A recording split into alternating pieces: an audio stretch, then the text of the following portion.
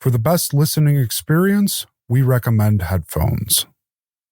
Hey folks, Josh here. Just a reminder that we have $10 PA announcements that you can fill this space with. You can find those at ko-fi.com, ko-fi.com. Or if you'd like to support us in another way, Patreon is a very viable option to get ad-free episodes as well. That support is what allows us to continue making the show for you and bringing the consistent level of quality from week to week. Without further ado, here is What's in the Rift.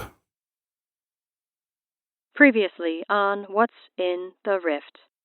Court, as you're approaching this machine, another van begins to go by, except it doesn't continue. It stops not but 10-15 feet away from where you're standing, staring at this blue cylinder that just snapped a photo of you. Their eyes land on you, and for a beat, nothing happens. And then the door opens, and they exit the vehicle, never taking their eyes off of it. You make it a few steps before you stride a little bit too far, and as you come down, you collapse. Your leg gives out. When you land, you are on your back. You are staring up at the underside of this bridge. And there's a message there. A message that only sits with you for a second. And that message says, stars converge, sands diverge, and yet we drift apart. When you say seeing it from a different... like outside of everything. You are pulled from reality and given a view of it that is not... almost like you're looking at a version of you that isn't you. Victoria, do you know who Jason Christ is? An asshole. Hey, watch it. You don't hear me talking smack about your Stevie Ice Blizz. To be guy. fair, we absolutely were just talking shit about the Stevie Ice Bliss. I think I told you all a little bit about my spirit radio, and hearing all this, I'm getting the same feeling about that. Like, I can't grasp on to any of it. I thought that was something special, but now I feel like my head is just flooded with all sorts of things, and like I tuned into it all the time. Did you have any type of brain injury, Bruce? How do you define a brain injury? Just listen. Do not try to steal a van. Why? That won't go well for you. Find some other means if you can, but a UCRI van is not the way to go. I think the best option is to take out a couple of these people, get their uniforms, and steal a van. The disguise idea is, so far the best. And he turns around, and he has a phone in his hands that he was very obviously staring at, that he shuts off, shoves it in his pocket, and knocks on the back of the van, almost as if to get the attention of someone else. And a second later, a woman strolls around the front of the van, joins him, and he points to you, standing at the end of this alley, with a dog. Hey, kid.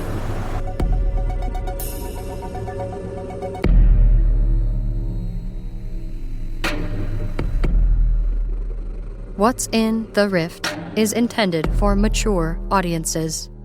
This show includes death, drug use, criminal activity, and a consistent undercurrent of existential dread. Any children discovered listening to this show will get the hammer.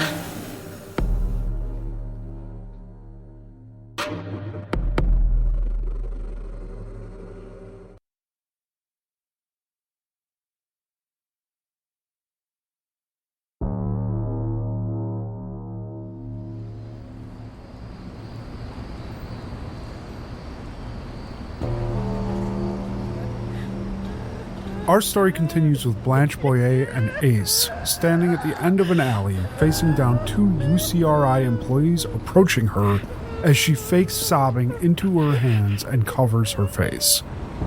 The woman flicks her lit cigarette onto the ground and lightly elbows the man who had just called out to Blanche. He stops to lean into her face, where she whispers something into his ear. Blanche, It would seem the woman is slightly less credulous than the man who'd called out to you earlier. She's giving you a hard look and reflexively gripping the long, thin baton at her hip. Are you lost?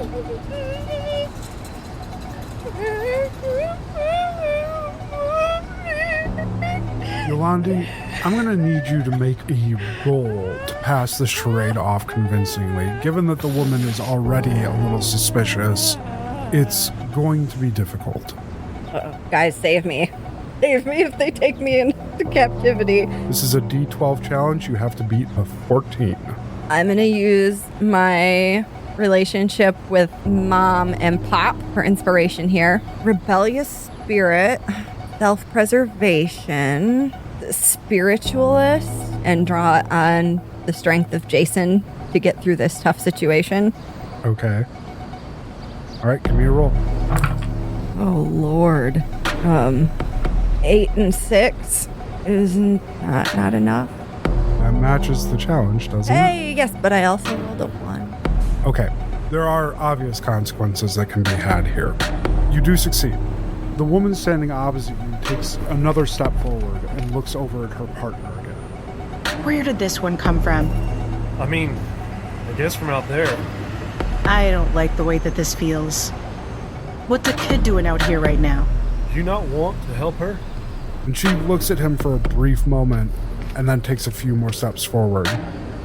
Blanche, you are going to have a complication for this scene only. It is D6 complication.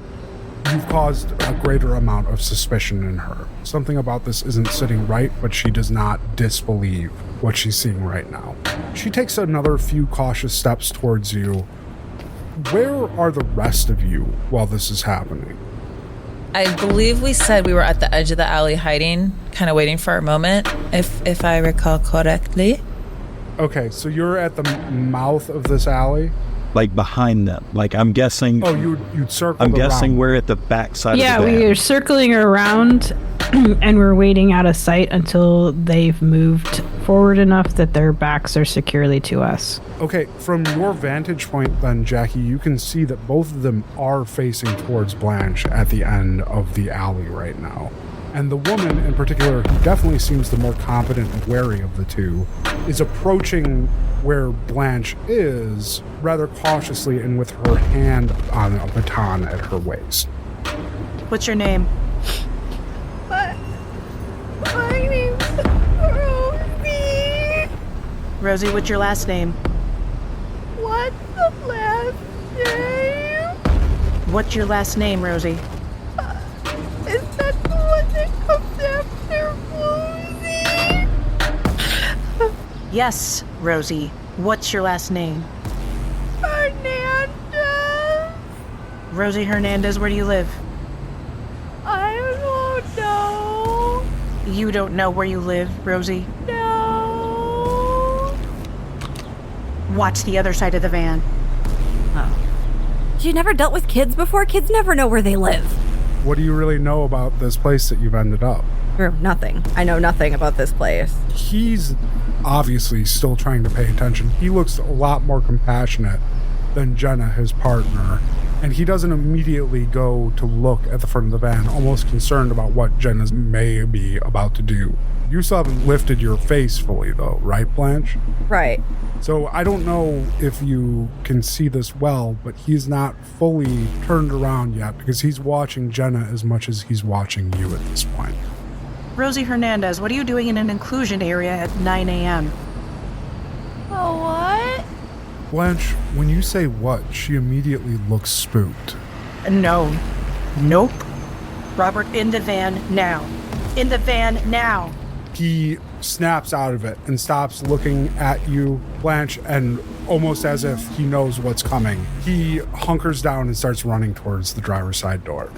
I elbow Toska. You said they had batons and not guns, right? Yeah, and to the best of your knowledge, they're just batons. Yeah, I was just gonna say, do we know what the batons do? It's like, I hope they know these are tasers. Jenny, what was your intention when you elbowed me? To run? Yeah, because clearly they're reacting, so if we're going to do something, we got to do it now. I agree. So I'm going to start running toward the dude. Okay, if you want to start running, you're going to have to break cover, and they're going to see you. Couldn't Jackie call Ace to attention as well in this situation? Absolutely. Ace is a trained military dog.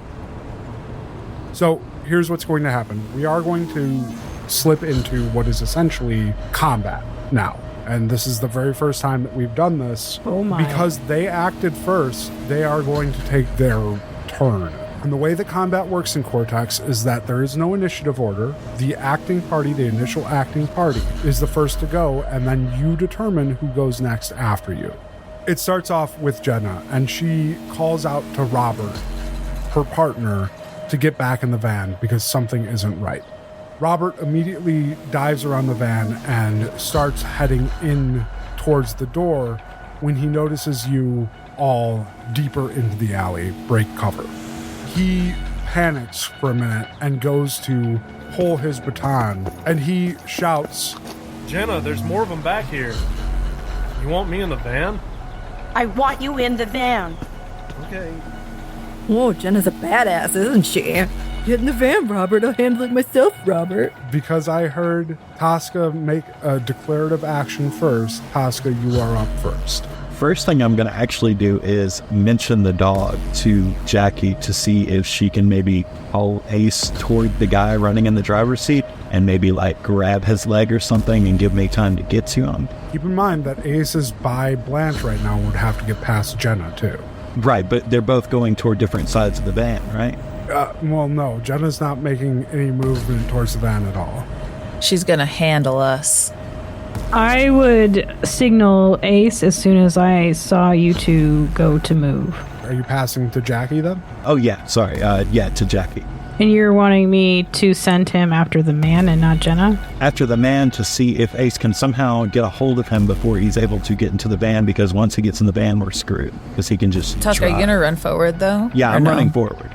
You'll reach the van in almost no time at all. So you make your way almost all the way up to the guy, essentially, right? Exactly. Okay. That's what I'm trying to do is meet Ace there is the goal.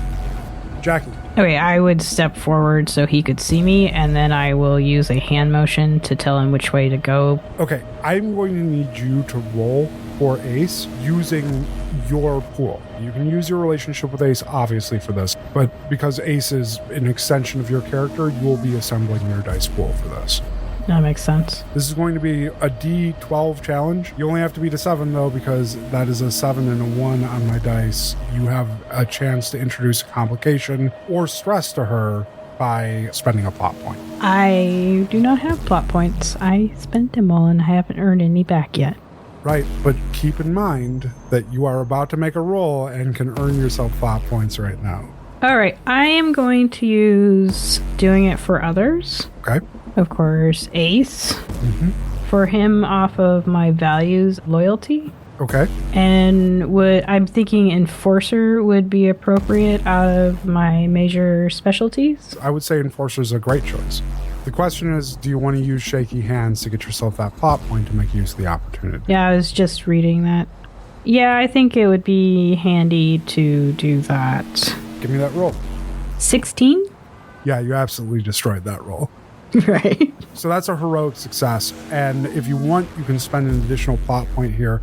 You're going to already give her a bit of stress as she's going to get turned around. So she's going to end up with a D6 stress to start. You can spend the plot point to step that up to a D8 stress. And just so you know, once she passes a D12 stress, she's taken out, just like the rest of you. I will spend the plot point and give her an extra stress. She is at a D8 stress now, so that means that everyone will get an additional D8 to roll against her. And you get to describe to me exactly how Ace gets around her and what he does when he reaches Robert. Ace comes to attention after he hears and sees the signal, and he's going to look like he is lunging towards the woman. Ace will bank right around her and head for the man to hopefully intercept him before he reaches the door. She takes a swing at Ace with this baton, and then when she does, you are able to see quite clearly that there is something going on at the end of this baton. It's not just a stick.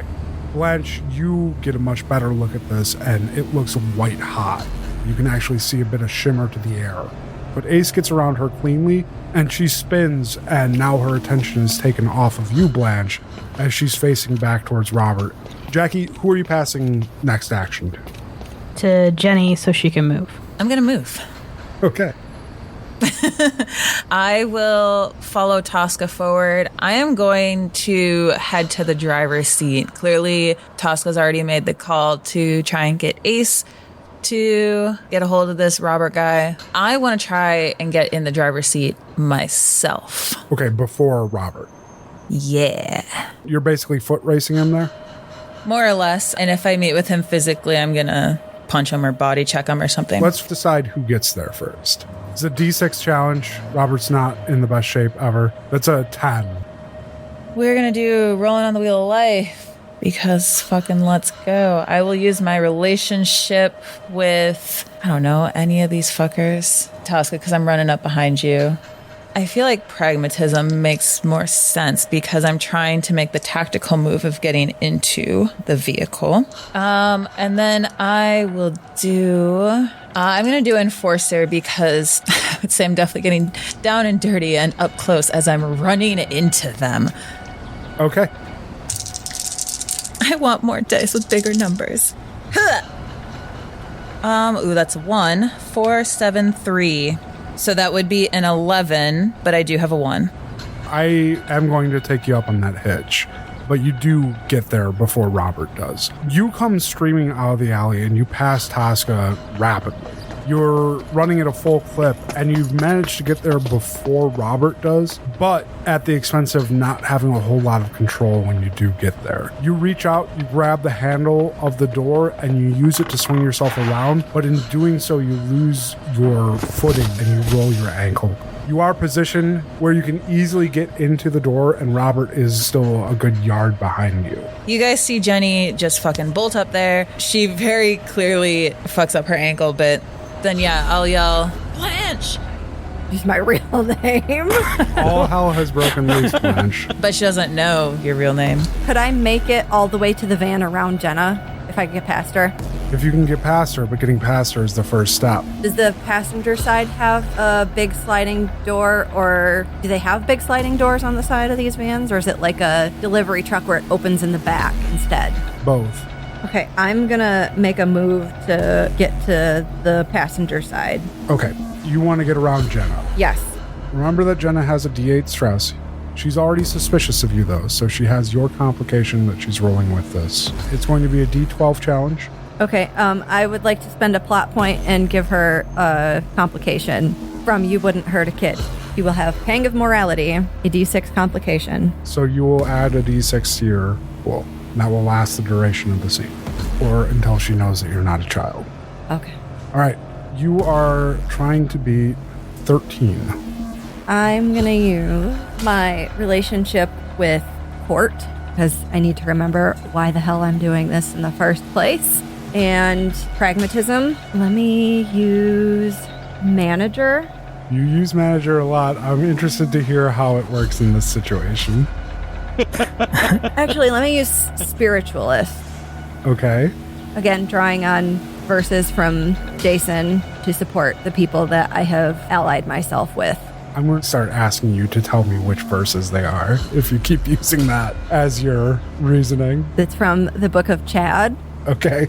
Chapter 2, verse 12. For ye who abandons all friends, abandons all hope. Fuck yeah. Okay, sure. All right. Spiritualist it is. And I'm going to use rebellious spirit. Okay, and keep in mind that you do have that D8 from her stress as well. Yep. Okay, let me see here. 6, 8. Not fucking you, you're bad luck.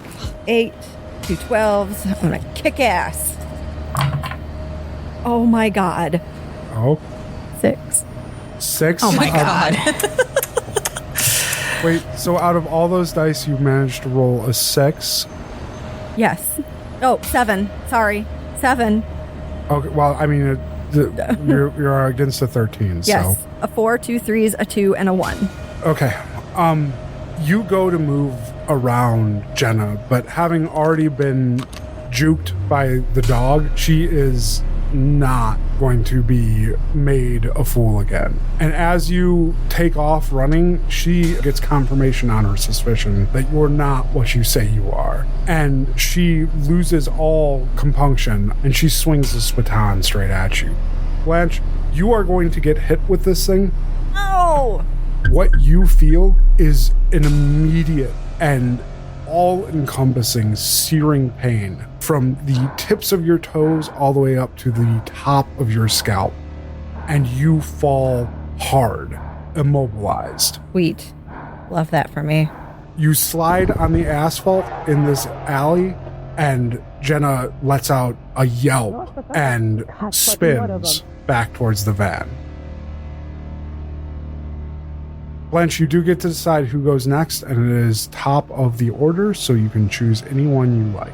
All right, Jenny, run this bitch over. I really want to, but Jenny wouldn't do it. Jenny's way too nice. Fuck Jenny. But hold on. What does this look like to us, Josh? Like, can we tell she's still alive? Does she look dead? Is she bleeding? What is our visual? It's very difficult to tell what's going on. Basically, Blanche is already small, and she's wearing children's clothing.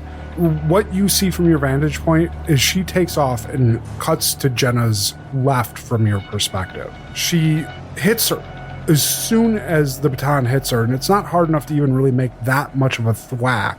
Blanche seizes up and almost statue-like hits the ground. So I am first going to look at all the stuff. I know you mentioned there's a whole ton of extra gears. Is there anything that is obviously transmitting, recording, any blinking dots or something that would be a very obvious? Let me describe the inside of this van to you. You get in and you are confronted by a massive array of gauges and panels, none of which make immediate sense to you. The edges on everything seem to be roughly welded, almost giving it a homemade quality. There are a number of dull gray metallic casings and interfaces, and there's a coiled cable leading to a handheld radio. Do you want to take a quick glance in back too, or? Yeah, I'm gonna. Sure. I'm getting in this thing. I don't want to get attacked by someone sneaking in the back. Take a quick look behind me.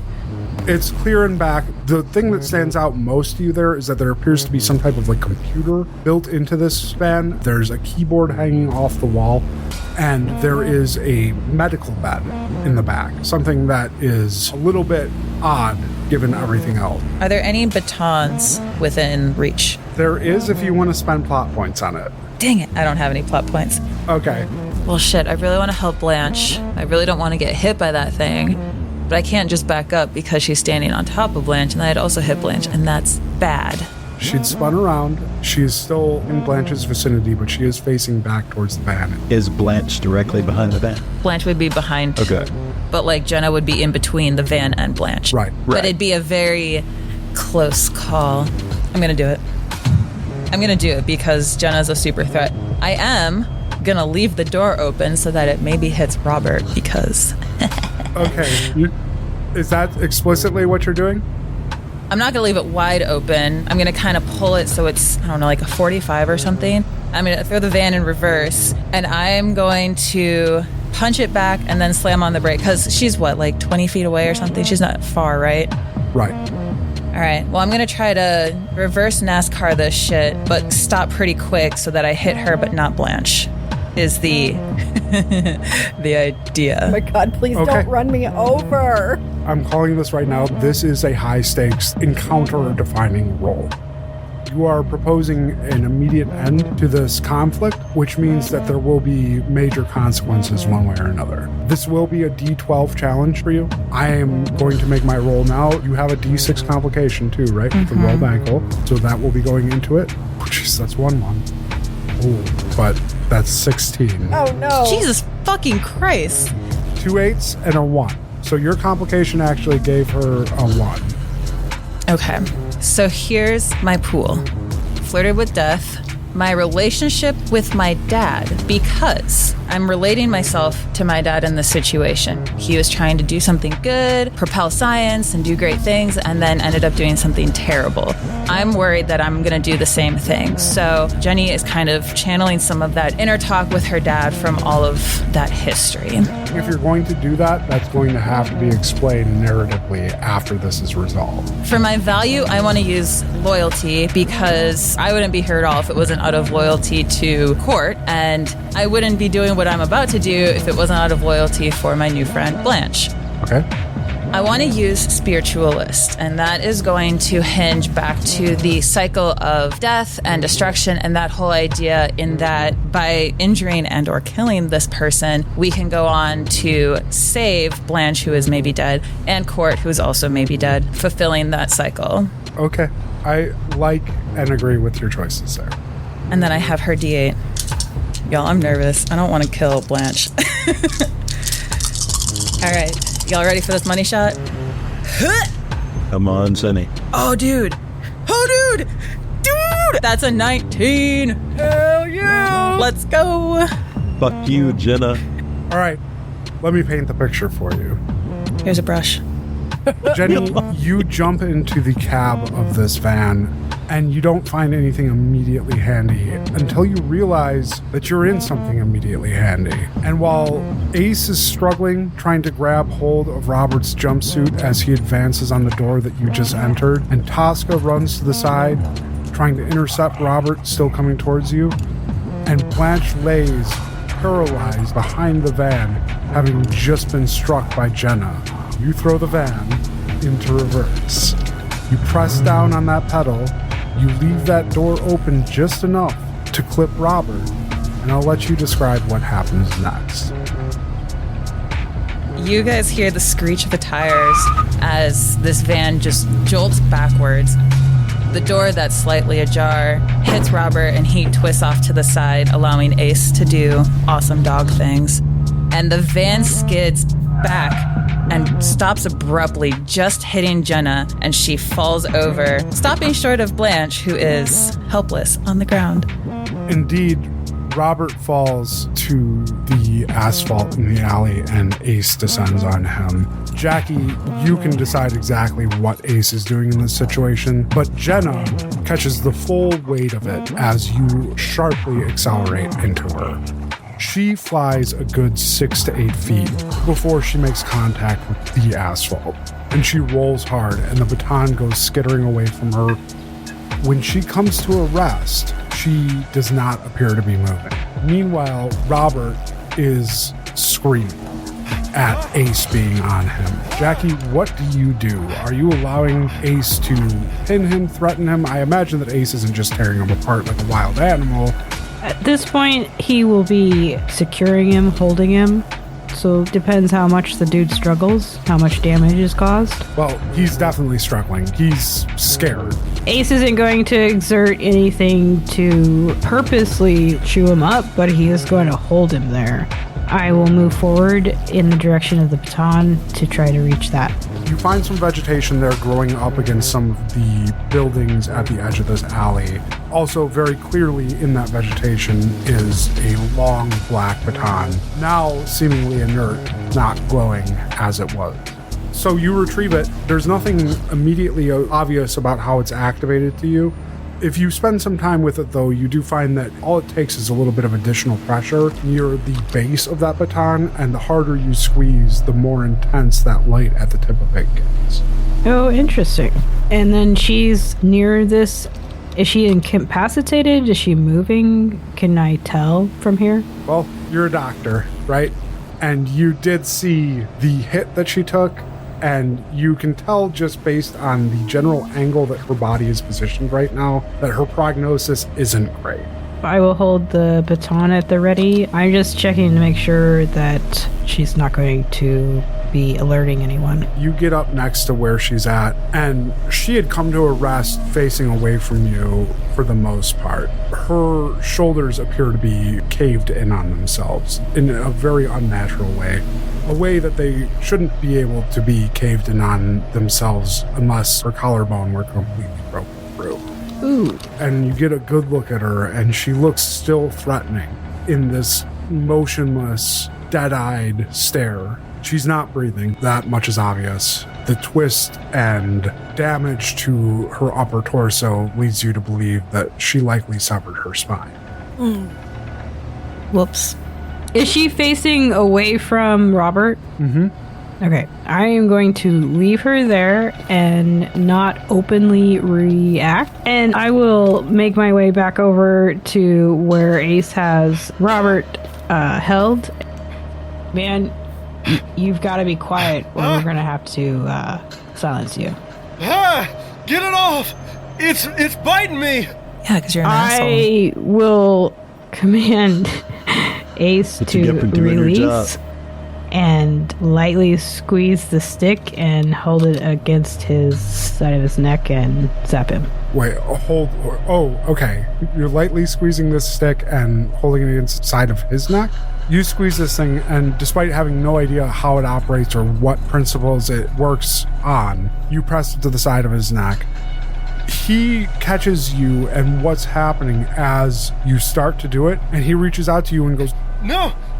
You make contact, and he immediately freezes. Again, every muscle in his body seeming to lock all at once. And this lasts for just a few seconds before he relaxes, his breath coming in ragged gasps through his still mostly locked face. Please, you don't know how to use that. Will you be silent? Yes.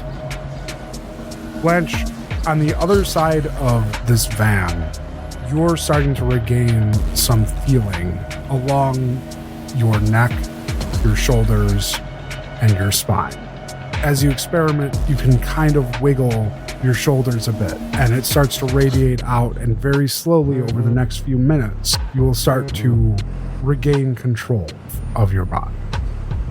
Robert is still sitting, staring at you wide-eyed, and as his lips start to relax and his face starts to relax, he very slowly lowers his hand. You're them, aren't you? Them? You're the ones we're looking for. They said there'd be more than one of you, but that's a lot more than one. What do you want with me? I would like to pick up his baton, because it's got to be somewhere close by, right? It's on his hip still. He never took it out. Okay, so I'm going to walk over to him and pull it out myself. Where did they take Court? I'm here on detail. I don't know where anybody is. This is an organized, that doesn't make any sense that you wouldn't know where a prisoner would be taken to. No, you're right. There is a whole binder of things. When we get one of these, there's the one sheet that's always the same, and the next sheet that's different every time. And that's in the front of the car. You reach up, there's a compartment immediately over the passenger side. You can find it there. You can have it. Take it. I look for it. There's a compartment up there, and inside is a red binder holding 2 laminated papers. These papers have quite a bit of information on them. I'm not going to read through each of these, but I will give you the high-level sections. At the very top, the first sheet is standard interlaced timeline orders, and it lists 4 steps, each with sub-steps, that give you a rough idea of what a standing order is for these detail teams when they are dispatched to one of these events. And on the second page, it says list of active czar facilities, and then in parentheses, United States. And that czar is spelled C-S-A-R. I am going to grab this folder. Jenny wants to tend to Blanche, so I'm going to grab the folder and then jump out of the car, quickly realizing my ankle is still hurt. I'm going to hand the folder to Toska, and then I'm going to limp run my way over to Blanche. You get to Blanche. She's coming to. You can see the scrapes and scratches across her face, but she is starting to move her shoulders, and you can see her tensing and releasing her jaw. Blanche, are you okay? Can you hear me? Are you alive? And I'm kind of shaking her, and I'll roll her over so she's not on her face anymore. And then I'll use kind of the corners of my sleeve to start dabbing blood and stuff. I'm looking for major cuts and breaks and things like that. Oh, God, I don't recommend being on the wrong end of that stick, y'all. What was that? What did it do to you? God, for a second I thought you were dead. It was like my whole body lost control of itself. And all I could do was nothing.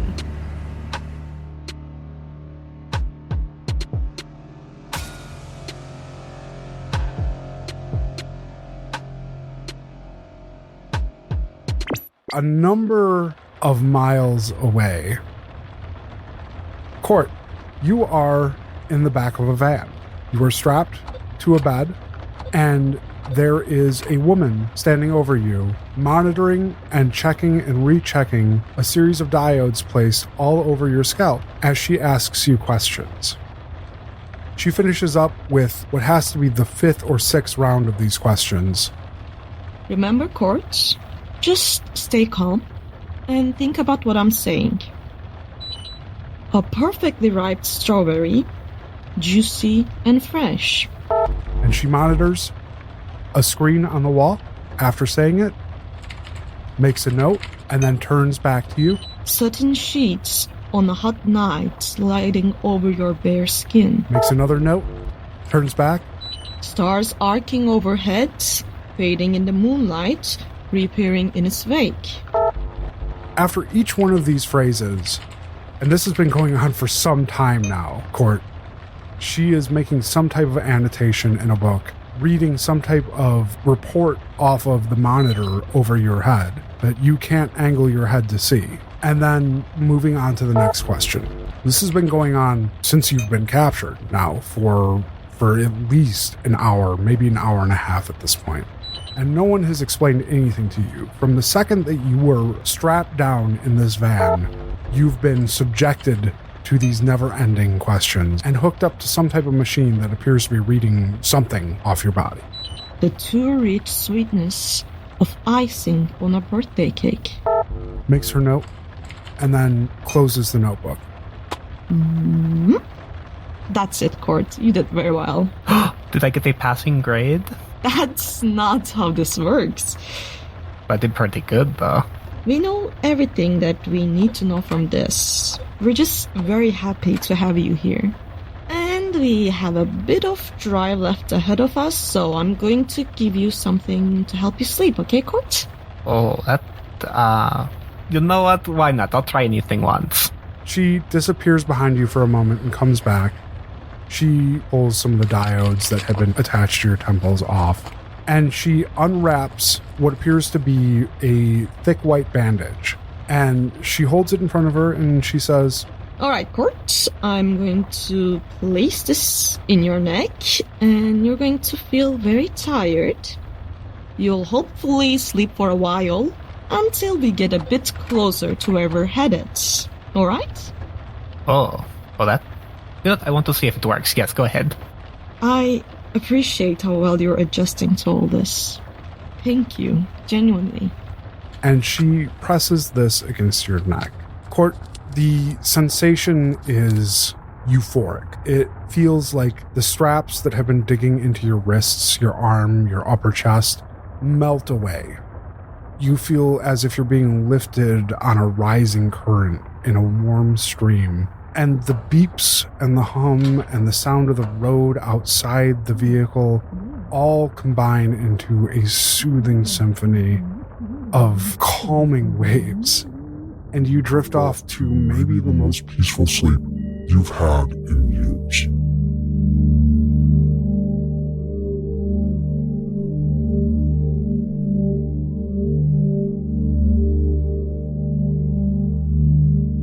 You awake. It's difficult to get a gauge on time, but you can tell that some time has passed, quite a bit of time.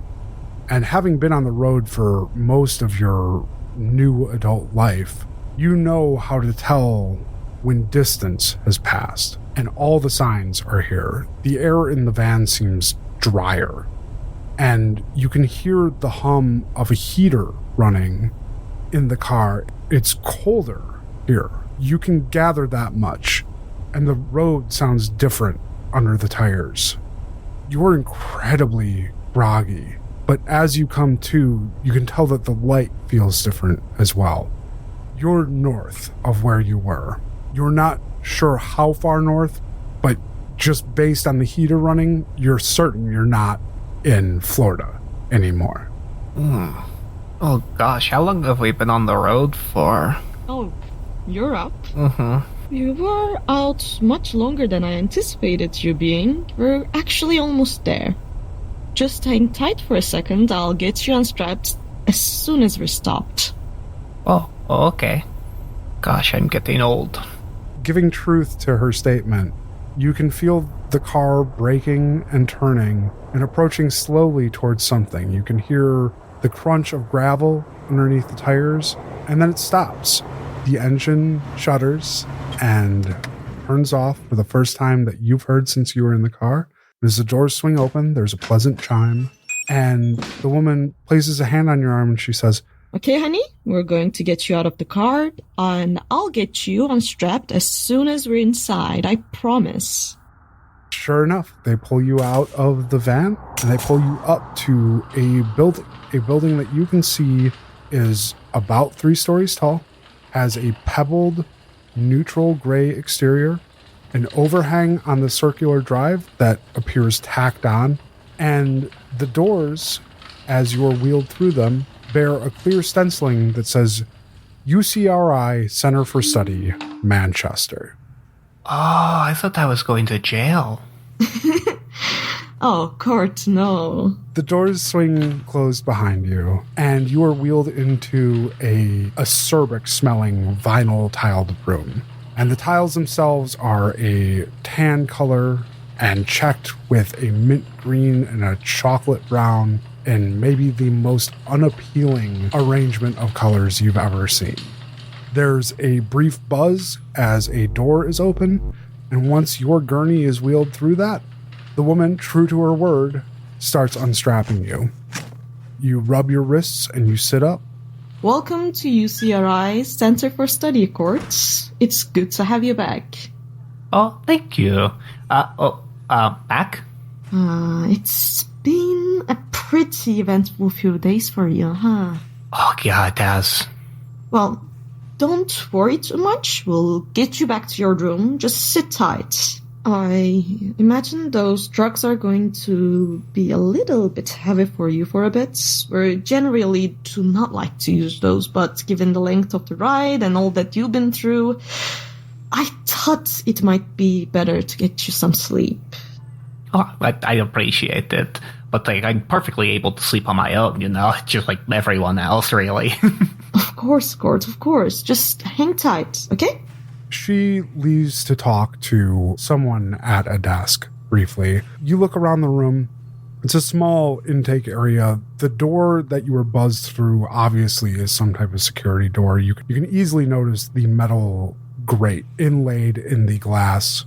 There are 2 orderlies in white jumpsuits, also emblazoned with the UCRI, standing at attention at the opposite side of the room. Court's gonna take just a few steps over to where the orderlies are, just within a comfortable talking distance to them. They acknowledge you. One of them casts you a smile, gives you a nod, like they know you, but neither one of them reacts more than that. Hello there. I'm just wondering, I'm a little out of it right now. I apparently had some jet with me on my butt for a little while. Where are we? Geographically speaking? I mean, you saw it on the door, didn't you, Court? Yeah, but my brain is swimming right now. I apparently was unconscious for a very long time. So I'm kind of disorientated. Last time you were too, Court. It's alright. It's alright, don't worry about it. Oh, okay, good. Oh, that was a long car ride. I was like this last time too? Oh man, that must be super embarrassing for me. Manchester. We're back in Manchester, Tennessee. Oh, thank you. I really appreciate everyone being so nice. I was told I get to go back to my room soon. That's pretty exciting. Yeah, well, it looks like Helen is coming. Oh, there she is. Hey, Helen. Hey. She walks up from behind you and places a hand on your shoulder. Kurt, Are you ready? You bet I am. All right. She makes a motion towards a wheelchair and she says, I know it can be a little hard to maintain balance after the patch. Do you want us to wheel you back? Oh, I feel pretty good. I kind of want to get my blood flowing. I think that's the best way to make sure that I get all of my equilibrium back, Helen. Thank you. Of course. And she motions to the orderly that had acknowledged you previously, and they press a button on the side of the door, and it buzzes, and you are led through. It's a walk through many of the same colored hallways as the one in the entrance. The same mint green and brown tiles, surrounded by earth-tone tans, and the plain, unadorned walls in the same shade of beige. You go through a number of turns. There's apparently a logic to this place that you don't fully understand because every hallway looks like the next to you. And you've been in psych wards before. This definitely feels like a psych ward, but it is surprisingly quiet. You come to the end of one of these hallways and you encounter the first set of closed doors that you have since entering the building. Court, here's your room 2517. Same room as always. We're really glad to have you back. I know that it doesn't feel like home always, but we want it to be home for you, Court.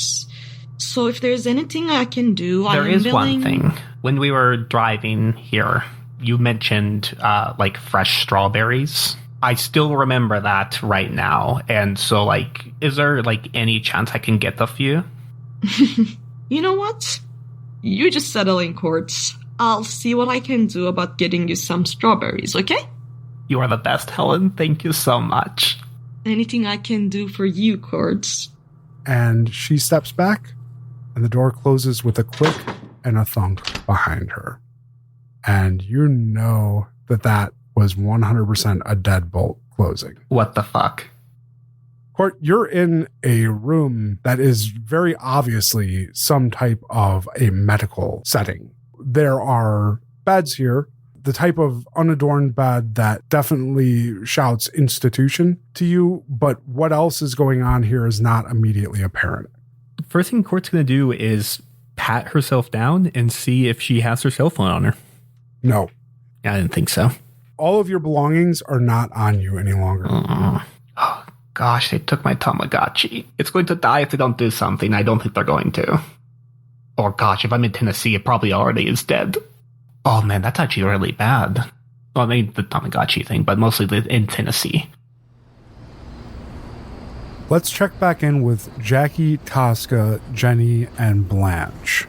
In possession of a van, and a hostage, and a dead body. What are you guys doing? Well, the first thing I would like to know is, in this binder that I'm holding in my hand, is there any sort of information as to what one would do if they caught one of the people they were looking for? You look through both these pages. On the second page, the list of czar facilities, you do notice that there is something at the bottom of that outlines simple instructions that all singletons detained as a part of an interlace event are to be remanded to an intake facility for initial processing. Does it give like a selection of intake facilities nearby to take them to? Above that, in the list of czar facilities, as you scroll through it, it is just a set of towns. You're looking specifically for intake? Yes, I'm looking specifically for any information on a possible facility they would have taken Court to.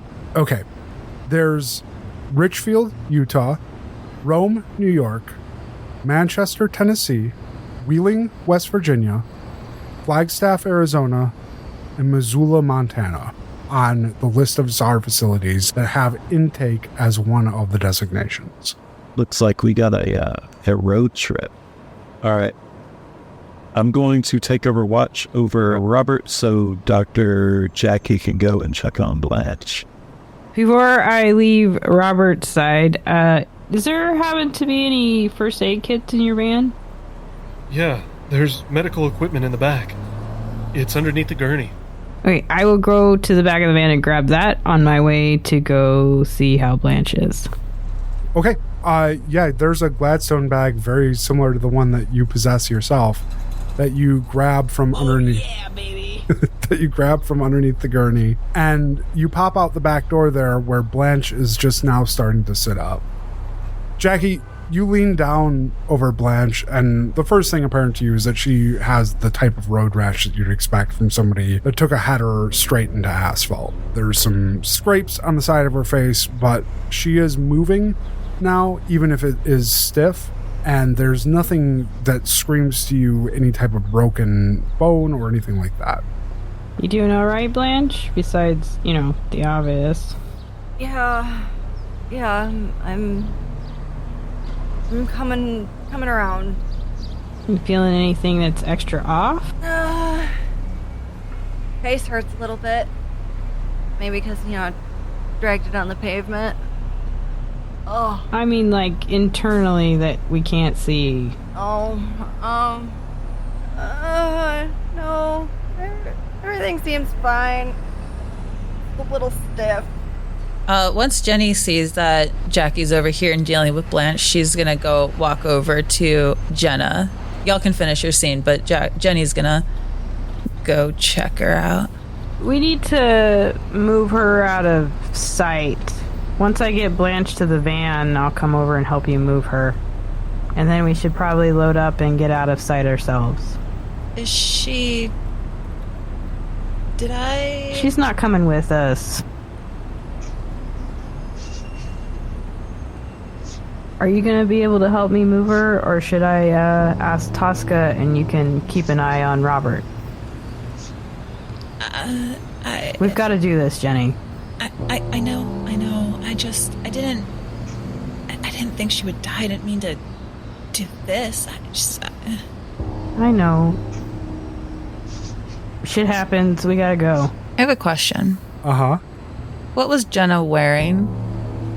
Jenna was wearing the same black jumpsuits that every... Oh, that was what we were supposed to take, the fucking jumpsuits. Oh, it was part of our plan, wasn't it? We're bad with this plan shit, just, Actually, did you see any extra jumpsuits in the van, Jenny? Jenny's not with you. Jenny is by the body, taking off the jumpsuit. What? You see her put it on, and she turns around, and you see her eyes are still kind of puffy and stuff. You can see like where her sleeve is wet from wiping tears, but her face now is stony and resolute. And she walks on over in this suit, mumbling something about death being sure and rebirth and all this. And she gets in the van, seemingly ready to go, saying nothing. Okay. The suit's a little bit big on you, Jenny. It's a little bit roomy. Jenna was slightly bigger than you, and it's definitely scuffed up from, being launched off the back of a van. There's extra suits, but I don't think you're all gonna fit in them. And we've only got the one spare because I got my other one dirty. Well, Robert, looks like it's time to get naked. Well, I got clothes under this. Do you want me to get all the way naked? Like, just give us the jumpsuit. Okay, Keep your clothes because on. I just want to be clear. You guys are running the show. You guys untie Robert's hands, and he manages to snake his way out of this jumpsuit, and then he offers his wrists back up to you and says, I just want to comment again that I'm a dad to an 8-year-old daughter. I'm being very compliant, and that should speak to how much I'm not causing trouble for you. And I want to let you guys know that I have really horrible short-term memory, too. Since you're being so helpful, how odd is it going to be if we drive this van down the street? Do you guys have a particular route that you stick to? There's really only one thing that you gotta watch out for. They're gonna call out periodically for a passphrase. I've got my passphrase, which I'll gladly give to you, but I don't have Jenna's. And it requires both ears. They didn't tell us exactly what happens if we didn't say the passphrase, just that we had to say it when it was asked for. Alright, let's go. I'm a slide back into the driver's seat, and I fasten my seatbelt. You make your way the short drive back to the safe house. Robert continues to answer your questions to the best of his ability, but unfortunately he's not as helpful as you'd hoped. When you arrive, Jackie and Blanche pile out of the van to collect Victoria and Bruce. They disappear through the cellar doors, and after a few moments, Victoria and Bruce come streaming out after them. Victoria is obviously agitated. You brought a fucking UCRI van back here? You are going to get us all fucking killed. Why just no one listen to me? Meanwhile, Robert is in the back of this van, and he's staring at you with kind of a half smile on his face. He goes, I knew I wasn't just a Robert. I knew that Dave inside of me was who I was meant to be. You all came here from somewhere else. And I don't mean like Georgia. I mean, you all came here from a whole other goddamn planet. Didn't you?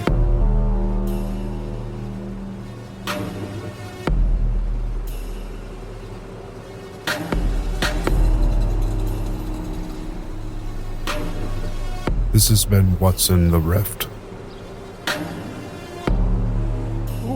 Who is this guy? Is he coming with us? Is he on our side? He knows too much. We can't leave him behind, but, you know.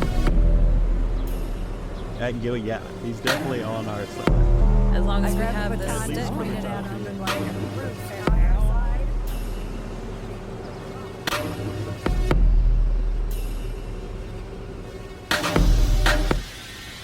If you enjoyed our show, please remember to rate and review on your favorite podcast platforms. If you really enjoyed our show, you can support us directly via Patreon or join our Discord. Both links can be found at what'sintherift.com. What's in the Rift is brought to you by Gas Station Drugs.